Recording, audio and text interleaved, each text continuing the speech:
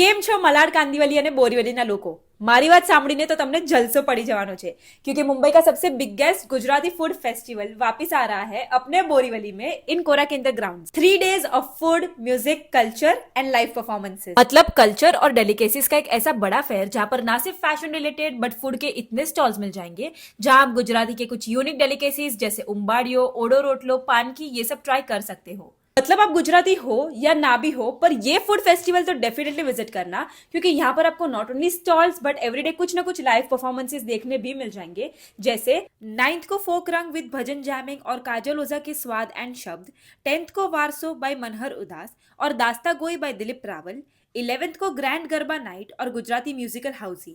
હું તો કહું છું કે 3 દિવસની ટિકિટ હમણાં જ બુક માય શો પર बुक करावी लेजो, क्योंकि ऐसा गुजराती फूड फेस्टिवल आपको और कहीं देखने नहीं मिलेगा। और हाँ, अगर आप मेरे रील पे कमेंट करते हो देन आप में से 50 सिलेक्टेड लोगों को फ्री पासेस मिल जाएंगे for first day of the festival that is 9th of January.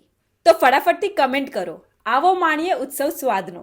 હું તો ત્યાં 3 દિવસ રહેવાની જ છું, that is 9th, 10th and 11th of January. તો તમે આવો છો ને?